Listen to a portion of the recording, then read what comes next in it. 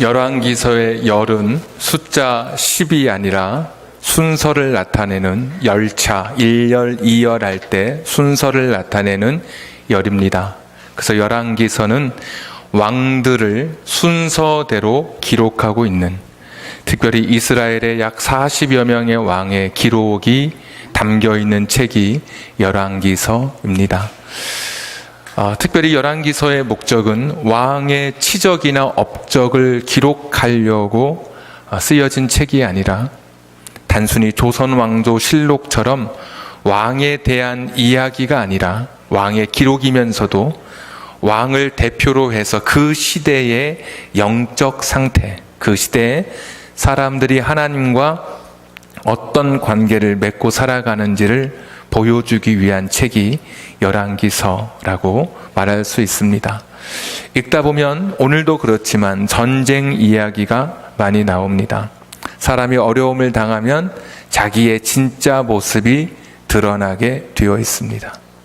어려움을 만날 때 나의 진면목이 드러나는 것처럼 국가적으로 전쟁이라고 하는 어려움을 만날 때 왕이라든지 그 시대의 사람들이 어떤 모습으로 하나님 앞에 나아가는지를 우리에게 잘 보여주고 있기 때문에 열왕기서나 역사서에 보시면 전쟁 이야기가 계속해서 나오는 것을 볼 수 있습니다.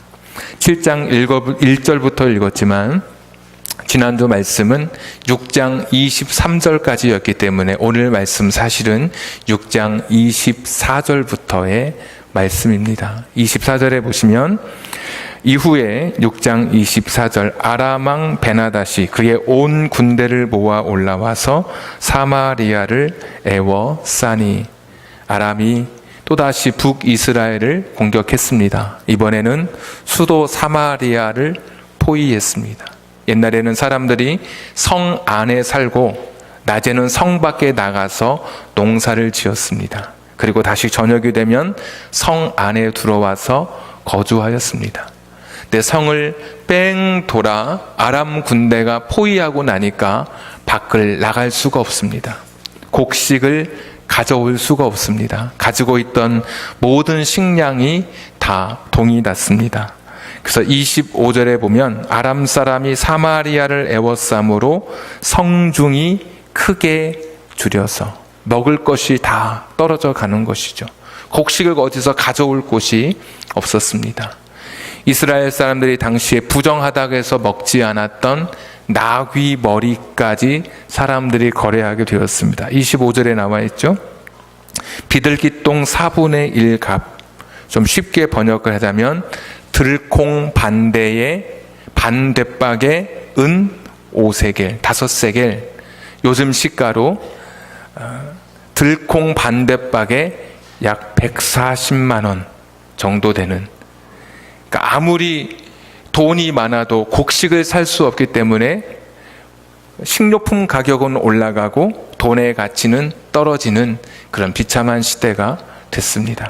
심지어 믿어지지 않겠지만 29절, 28절, 29절에 보시면 죽은 아이의 인육까지 먹는 그런 비참한 이야기가 나오고 있습니다. 우리 인간이 어디까지 그렇게 우리의 인간의 본성이 바닥나는 것인지는 그 끝에 가봐야 우리가 알게 되는 것이죠.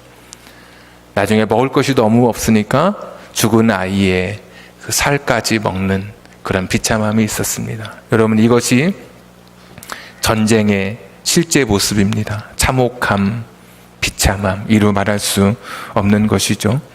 자, 이럴 때 이스라엘의 왕 여호람 왕이 보여준 태도를 한번 보십시오. 6장 31절 왕이 이르되 사밧의 아들 엘리사의 머리가 오늘 그 몸에 붙어 있으면 하나님이 내게 벌 위에 벌을 내리실지로다 하니라. 말이 좀 어려운데 오늘 내가 엘리사의 목을 분명히 벨 것이다. 내가 오늘 엘리사를 죽일 것이다 라고 이야기합니다. 여러분, 엘리사가 무슨 잘못이 있습니까? 어떤 어려운 일을 만나면 나 자신을 돌아봐야죠. 지금 이 왕은 남 탓을 합니다. 엘리사, 너가 그렇게 뛰어난 너가 전에처럼 사마리아를 포위당할 것 같으면 미리 좀 알려주지, 이런 원망도 있을 수도 있을 거고, 지난주 말씀처럼 왜 풀어주었어, 그냥 다 죽일 걸, 이런 또 원망도 있을 것이고, 곡식이 없었을 때 얼마 전에 오병이어의 기적을 일으켰지 않습니까? 보리떡 20개로 100명이 먹는 기적, 기름이 끊어지지 않고 그 그릇을 채웠던 그런 기적을 일으켰던 것처럼 왜 지금은 이런 기적을 안 일으켜? 뭐 이런 여러 가지 복합적인 생각을 가지고 엘리사를 죽이겠다고 지금 말하고 있는 겁니다. 자기가 원하는 대로 이루어질 때는 너무 기쁘고 너무 좋고, 자기 뜻대로 이루어지지 않자 남 탓하고, 그리고 하나님까지, 하나님의 사람 엘리사를 향해서 칼을 드는 것은 하나님을 향해서 원망하고 있는 것이죠. 여러분, 우리도 그렇지 않습니까? 일이 잘 풀리면 감사원금도 쬐금하고 하나님 감사합니다. 그리고 일이 풀리지 않으면 하나님을 향해서 원망의 독서를 내놓습니다. 하나님이 내가 원하는 대로 이루어 주셔야만 하는 분인 것처럼, 하나님은 내가 원하는 것은 다 뚝딱뚝딱 내어놓아야 하는 분인 것처럼 우리가 하나님을 향해서 삿대질을 하고 마음으로 분노와 원망을 쏟아내고 서운함을 드러내죠. 오늘 이 이스라엘의 왕은 전쟁이라고 하는 자기 백성들이 참혹하게 죽어가고 자기의 아이들을 먹는 이 비참한 현실 속에서 하나님 앞에 자기 자신이 기도하고 자기 자신을 돌아보기는커녕 하나님의 사람 엘리사를 향해서 탓하고 그를 죽이겠다고 지금 이야기하고 있는 겁니다. 두 번째 등장하는 왕의 신하가 있습니다.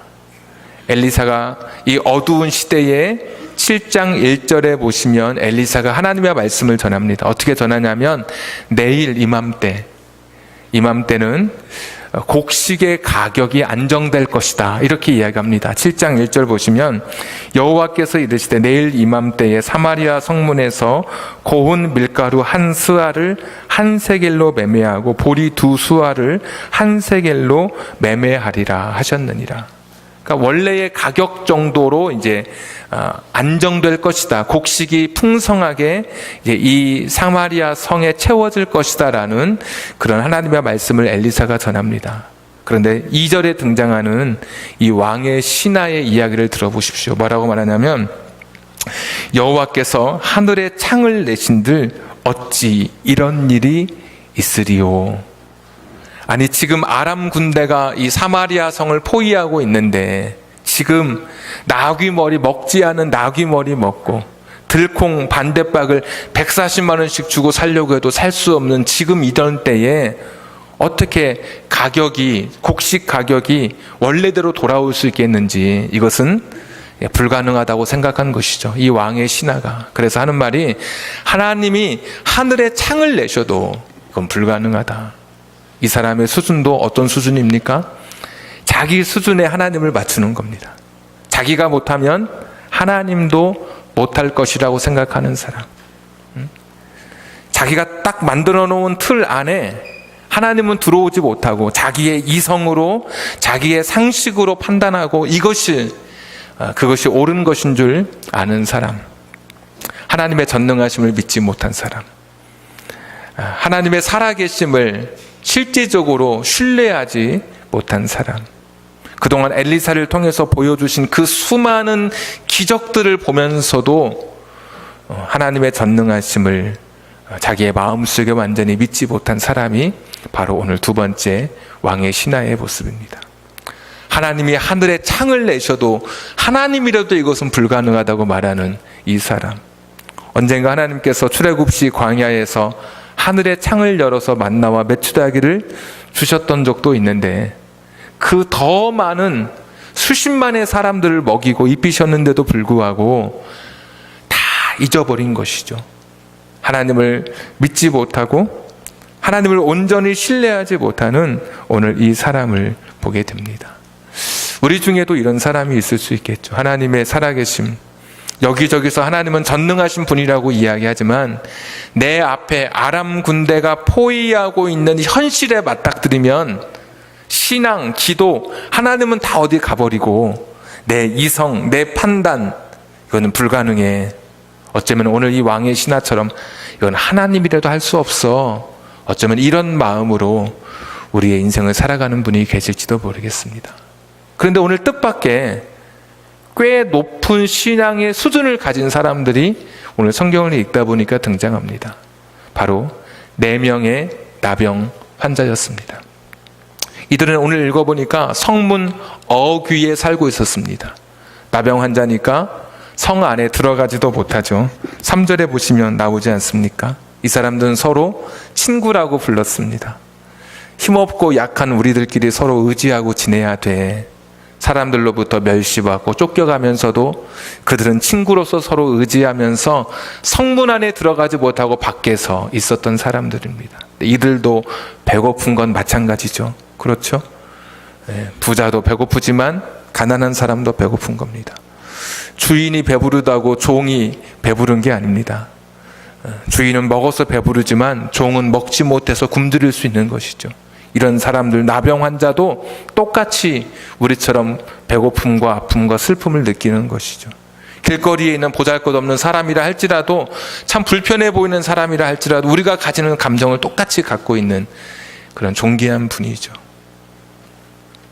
이런 친구들이 오늘 이야기합니다. 야, 여기서 이제 우리도 굶어 죽겠다. 여기서 죽느니 저 아람 진영에 가서 우리가 좀 구걸하자. 까짓 거 거기서 또 죽이면 여기서 죽으나 거기서 죽으나 똑같으니까 거기 가자. 갔는데 정말 소위 한마디로 개미 한 마리도 얼씬거리지 않는 너무나 조용한 겁니다. 알고 봤더니 8절에 아마 그런 6절에 그런 이유가 기록되어 있죠. 하나님이 그날 저녁에 이 아람 군대에게 환청을 들리게 했습니다. 큰 소리, 어떤 소리냐? 말소리, 그러니까 병거 소리, 이 바퀴 돌아가는 소리, 이게 돌짝을 막 지나가는 그 소리, 뭐 하여튼 상상해 보십시오. 막 이 돌길이 있는데 거기를 바퀴가 굴러오는 소리, 말소리, 막 두구둑 두구둑 이런 소리, 또 큰 군대의 소리, 발자국 소리, 쿵쾅 쿵쾅 하는 소리. 저 임진왜란 영화 그 거북선, 또 이순신 장군 그 영화 전에 보니까 일본 군인들이 막 점령해 오는데 뛰지도 않고 걸어오는데 수많은 사람이 걸어오니까 쿵쿵 천지가 울리더라고요. 그 영화에서 보니까 막 소리가 옆에서 들리는데, 야, 전쟁의 그 두려움이 확 밀려올 만큼 오늘 그런 소리가 아람 나라에게 들린 겁니다. 그러니까 그 소리 듣고 다 도망가 버렸어요. 말도 나귀도 뭐 먹을 거 다 놓고 도망갔습니다. 도망가려면 말 타고 도망가는 게 빠른데 말을 가지러 갈 사이도 없이 그냥 도망가요. 너무 무서워가지고. 그래서 이 나병 환자 4명의 나병 환자가 가서 보니까 아무도 없는 겁니다. 먹고 마시고, 오늘 8절에 보시면 막 감추고 막 이런 이야기 나옵니다. 금과 의복 가지고 가고. 그러다가, 그렇게 하다가 9절, 나병 환자들이 그 친구에게 서로 말하되, 뭐라고 말합니까? 우리가 이렇게 해서는 안 되겠다. 이 말은 히브리어로 로켄, 그래서 우리가 이렇게 살아서는 안 된다. 로는 부정어거든요. 우리가 이렇게 사는 것은 옳은 일이 아니야.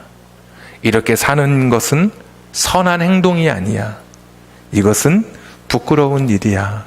그들이 스스로 자기 자신을 돌아봅니다. 그러면서 오늘은 아름다운 소식이 있는 날이거늘 우리가 침묵하고 있도다. 만일 밝은 아침까지 기다리면 벌이 우리에게 미칠 거다. 오늘 이 좋은 소식을 우리만 알지 말고 다른 사람에게 전해주자. 내일도 말고 오늘 이 밤이 가기 전에 이 좋은 소식을 전해주자. 왜냐하면 그 밤이 지나면 누군가는 또 굶어 죽게 되기 때문에 지체하지 말고 이 좋은 소식을 전하자. 그러면서 이들은 그 당시에 건강한 사람들도 하지 못한 자신의 잘못됨을 스스로 돌아보는 그런 모습을 보여줘요. 우리가 이렇게 살아서는 안 되지. 이런 길로 걸어가서는 안 되지.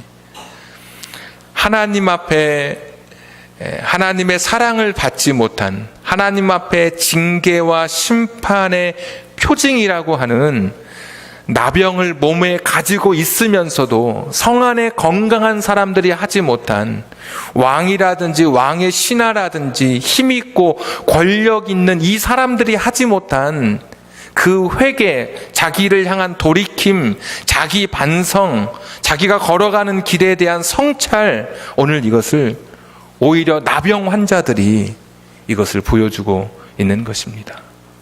오히려 그 당시에 늘 제사 드릴 때 제일 첫 줄에 설 왕이 하나님 앞에 더 기도해야 되겠고, 그 옆에 있었던 왕의 신하가 더 하나님께 가까운데도 불구하고 이들은 어려움을 만날 때, 고난의 시간에 하나님 앞에 기도하지 못했고, 오히려 성 안에 들어오지 못하고 성전은 감히 생각하지도 못할 이 나병 환자들이 사람들로부터 지탄받고 사람들로부터 숨겨져 있어야만 했었던, 지나가는 아이들에게 돌팔매질을 당해야 했던 오히려 이 약한 사람들이 그 당시에 자기들의 길을 깨닫고 회개하는 이런 역설의 모습을 오늘 성경이 보여주고 있습니다.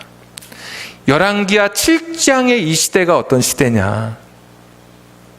정말 하나님 앞에 온전히 하나님을 신뢰하고 하나님을 끝까지 붙들어야 할 사람들은 자기들의 책무를 잃어버리고 남 탓하고 자기 수준의 하나님을 그냥 낮추어 버리면서 살아갔고, 그런가 하면 전혀 사람들로부터 관심의 대상이 되지 못했던 이 나병 환자들은 오히려 다른 사람을 살리는 그런 역할을 하고 있는 그런 시대의 역설, 하나님이 그들의 삶의 중심에 없었던 그 시대의 그 슬픈 이야기를, 현 주소를 오늘 보여주고 있는 것입니다. 정말 기도해야 될 사람은 누구였는가?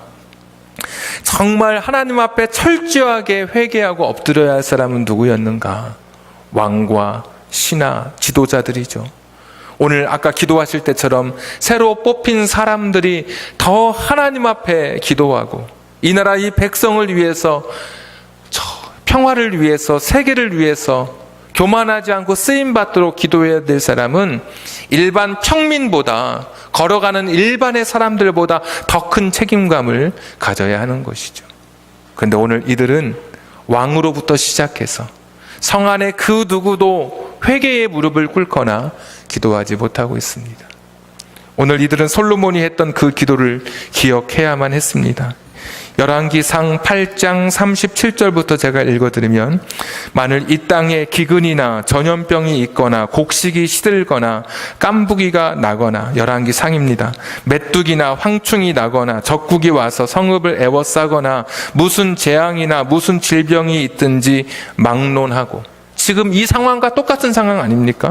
기근이나 전염병이 있거나 곡식이 시들거나 깐부기가 있거나 메뚜기나 황충이 나거나 적국이 와서 성읍을 에워싸거나 무슨 재앙이나 무슨 질병이 있든지 막론하고, 그럼에도 불구하고 한 사람이나 혹 주의 온 백성 이스라엘이 다 각각 자기의 마음의 재앙을 깨닫고 이 성전을 향하여 손을 펴고 무슨 기도나 무슨 간구를 하거든, 주는 계신 곳 하늘에서 들으시고 사하시며 각 사람의 마음을 아시오니 그들의 모든 행위대로 행하사 갚으시옵소서. 주만 홀로 사람의 마음을 다 아심이니이다. 이런 기도를, 솔로몬이 드렸던 이 기도를 기억하고, 왕도 기도하고 왕의 신하들이 기도하고 온 사람들이, 온 백성들이 하나님 앞에 기도해야죠. 아까 우리가 찬양 불렀던 것처럼 세월 지나갈수록 의지할 것 뿐이지 않습니까? 아람의 군대가 우리를 둘러싸고 있는 이 현실 앞에서도 어떤 사람은 왕처럼 남 탓을 하고, 어떤 사람은 왕의 신하처럼 자기 수순으로 하나님을 끌어내리면서 이것은 하나님이라도 안 돼, 이것은 불가능한 일이야, 그냥 포기해버리고 있다면, 그것 때문에 더 큰 고통과 더 큰 어려움이 계속 지속되어 있는 것을 보면, 오늘 우리는 내 안에 어려움이 찾아올 때, 우리 인생의 고통의 순간이 찾아올 때, 인간의 이성과 지성과 상식을 뛰어넘는 기적을 행하시는 하나님을 의지하고 그 하나님 앞에 나의 믿음을 내어 보이며 오늘 나의 가는 길을 나병 환자들처럼 오히려 내 자신을 성찰하고 회개하며 하나님 앞에 서는 것이 우리의 인생이 걸어가는 바른 길이요, 오늘 열왕기하 7장을 통해서 다시 한번 하나님을 신뢰하는 우리의 믿음을 확인하는 그런 길이 될 것입니다. 오늘 이 아름다운 소식, 이것을 네 명의 나병 환자는 그것을 그냥 묻어두지 않고 다른 사람에게 전하고 있습니다. 누군가와 나누고 싶고, 누군가에게 이 좋은 소식을 전하고 싶고, 누군가에게 전능하신 하나님께서 행하셨던 이 기적의 일들을 말하고 싶어서 그들은 그날 밤까지 기다리지 않았던 것이죠. 이들이야말로 진짜 수준이 높은 사람들입니다. 오히려 왕과 왕의 신하는 자기 것을 더 착복하고 남의 것을 빼앗아서 창고에 쟁여놓는 사람이라면, 4명의 나병 환자는 처음에는 자기 것을 챙기다가 금방 자각하고 깨닫고 다른 사람에게 베풀어주는 더 수준 높은 오늘 신앙을 보여주고 있습니다.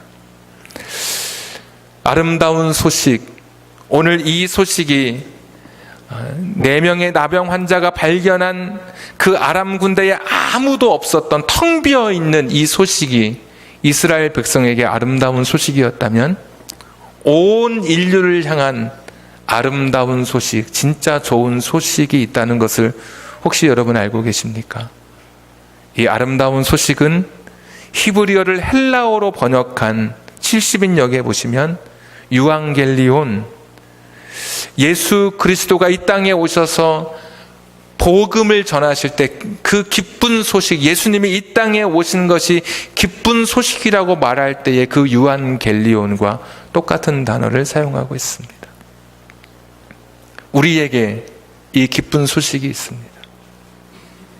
예수님이 이 땅에 오셔서 온 백성을 구원할, 온 생명을 구원할 이 기쁜 소식, 이 기쁜 소식, 아름다운 소식이 온 세계에 퍼졌습니다. 요한복음 3장 16절에 보시면 하나님이 세상을 이처럼 사랑하사 독생자를 주셨으니 누구든지, 저를 믿는 자마다 누구든지 멸망치 않고 영생을 얻게 하실 것이라고 하는 그 기쁜 소식, 그 아름다운 소식, 그 복된 소식이 온 세상 속에 선포되었습니다. 오늘 가격이 폭등했는데 내일은 아람 군대가 다 도망가서 가격이 완벽하게 정상적으로 될 것이라고 누가 생각했겠습니까? 17절 말씀해 보시면 하나님의 말씀이 완벽하게 이루어진 것을 보여주거든요. 누가 감히 상상이나 했겠습니까? 예수님께서 이 땅에 오셔서 죄인들을 위해서 십자가에 지시고 구원하실 것을 누가 감히 상상이나 할 수 있었겠습니까?